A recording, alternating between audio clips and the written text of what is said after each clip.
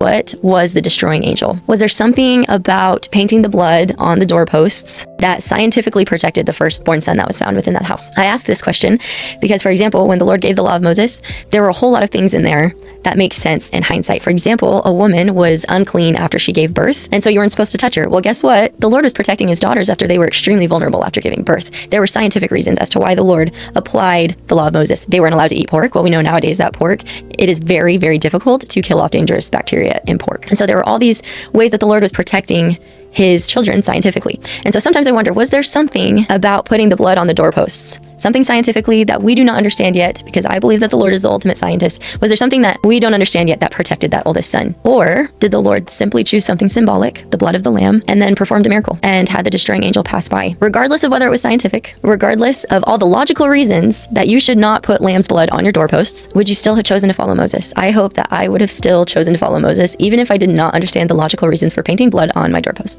I feel like it's relatively easy to understand that alcohol, tobacco, and drugs can be dangerous. I feel like a majority of people in the world can recognize that there is a danger in these substances. Coffee, less so. It can still be addicting. We can still see how it can affect our bodies and make things more difficult. But tea is an interesting one. There are numerous studies and sources that spout the benefits of tea. We know that caffeine can be addictive in tea, but even that isn't avoidable, especially when you look at all the other caffeine that we consume in our lives. So what is the deal with tea? The Lord taught his saints to avoid tobacco way before science had caught up. He's the ultimate scientist. In fact, it wasn't until the 1950s and the 1960s that medical studies started being published about how dangerous these substances were.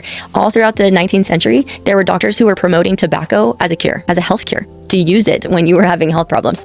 The Lord knew way before mankind that tobacco was dangerous, that it was unhealthy, it wasn't good for our bodies, that it was going to hurt us. And he protected his saints.